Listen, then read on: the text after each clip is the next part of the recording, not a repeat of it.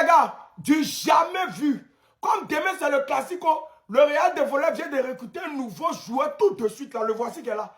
Il s'appelle Soto Grado. Voilà, c'est le nouveau joueur qui est là. C'est le joueur le plus mieux payé actuellement. Actuellement, lui, son salaire, là, c'est des milliards d'euros. Actuellement, c'est des milliards d'euros. Le voici qui est là. Il va jouer demain. Normalement, Mercato est fini depuis septembre. Mais en octobre, le Real de Voleur recrute joueurs. C'est le Real de Voleur seul qui fait ça. Ouais, Voleur. C'est gars sûr. Mais c'est Soto Grado. Bon, je ne connais pas son poste. Je ne sais pas s'il va jouer attaque, ou bien il va jouer défense, ou bien il va jouer milieu. Je ne connais pas son poste. Moi, je ne sais pas. Mais en tout cas, on dit demain, il va jouer, que c'est le nouveau joueur du Real de Voleur. Voilà. Mais c'est Soto Grado. En tout cas, demain, là, nous, on vous gagne. Peu importe ce que vous allez faire, nous, on vous gagne. Ça, c'est déjà clair. Si vous voulez aller recruter, même lui, là, allez recruter son 10. Nous, on gagne demain. Mais c'est Soto Grado. Si vous voulez donner carton rouge, donner penalty, ça, c'est vous qui voyez. Les gars, aujourd'hui et samedi, tous dans le canal de Lionel PCS. Voilà, au moins on se fait de l'argent aujourd'hui comme d'habitude. Donc tous dans son canal Telegram. Lamine Yamal a dit le Real Madrid c'est des voleurs. Est-ce qu'il a tort? Regardez, est-ce qu'il a tort? Des simulations de Mbappé. Regardez bien. On tire le ballon sur la main de Tchouaméni. On nous a dit qu'il n'y avait rien. Pourquoi vous tombez sur Lamine Yamal? Là encore, on a dit qu'il n'y avait rien.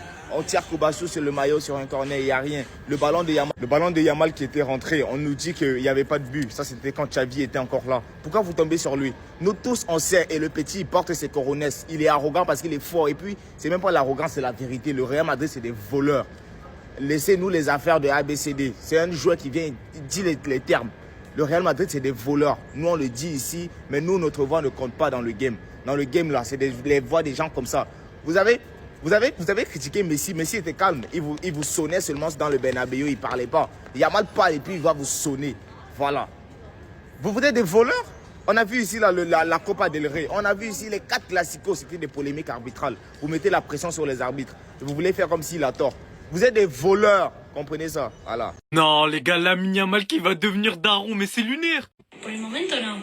Écoutez. Me gustaría ser madre igual. ¿Ustedes? Sí, no. Sí. Et regardez ce qu'elle va dire.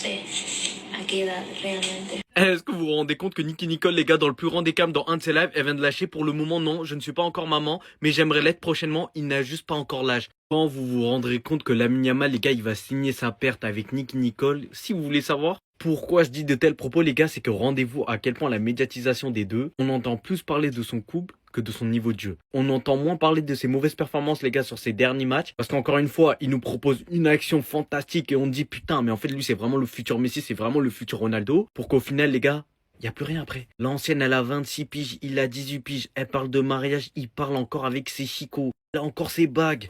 Mon entourage, je sais pas à quoi ils jouent, je sais pas qu'est-ce qu'ils font, mais en tout cas, là, il y a juste à regarder ces dernières déclarations, les gars, par rapport à la Kings League. Vous verrez que Lamine Yamal, les gars, n'est pas encore conscient du joueur qu'il est et de l'importance qu'il a médiatiquement. C'est ça, en fait, que je veux que vous preniez conscience. Des fois, je me dis, si Luis Enrique il aurait pris cette équipe, est-ce que ça aurait fonctionné ou pas? Parce que ceux qui ont entraîné cette équipe, c'était Pochettino et Galtier. Et dans cette équipe, il y a quand même Donnarumma, Marquinhos, Nuno Mendes, Achraf Hakimi, bref, beaucoup de joueurs qui sont dans le PSG actuel. Et si je te sors les autres noms, Lionel Messi, Mbappé, Neymar, Verratti, bref, que des légendes limite. Mais moi, je vais vous dire un truc, vous savez pourquoi cette équipe, elle a pas marché? Au-delà du coach et des tactiques, parce que le coach, il y est pour quelque chose. Quand une équipe, elle réussit ou elle perd, le coach, il y est pour quelque chose, quoi qu'il arrive. C'est que les gars, devant, ça défendait pas. Messi, il défend pas. Mbappé, il défend pas.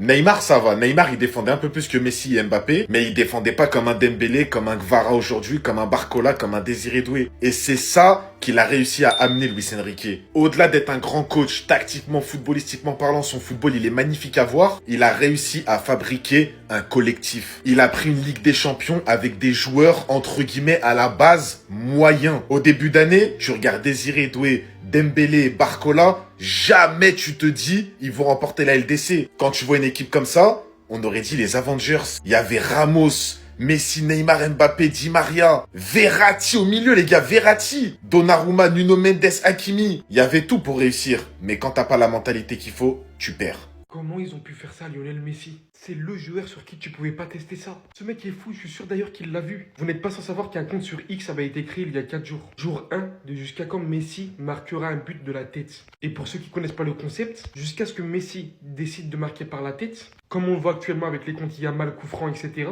le compte envoie à chaque fois tous les jours des mains avec la tête de Messi, hyper drôle. Vous l'avez compris, pour rigoler de lui. 4 jours après, Lors de son tout premier match, une fois que le compte a été créé, il vient inscrire ce but par la tête. S'il vous plaît, il n'a pas fait les choses à moitié.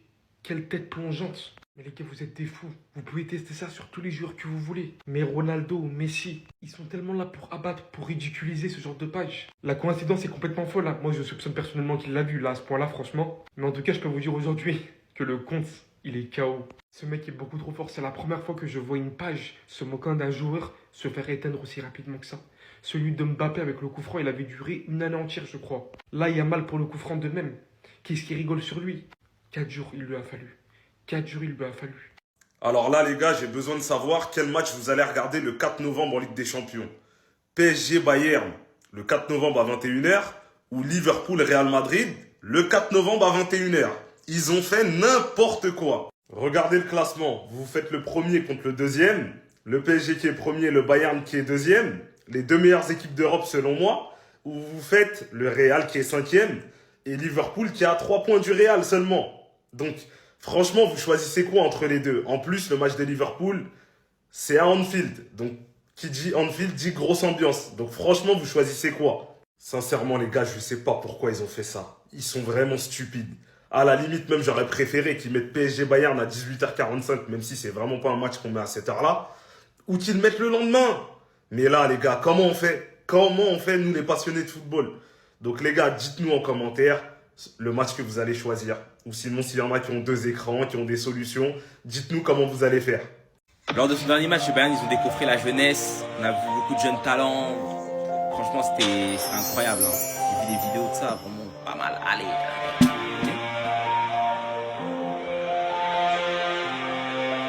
Donc tout ça là, tous ces strass, tous ces paillettes, toute cette poudre, pour finir au sol quelques secondes plus tard. Oh le bluffeur, ah là là. Ça c'est de la poudre de perlimpinpin, comme le dit Macron.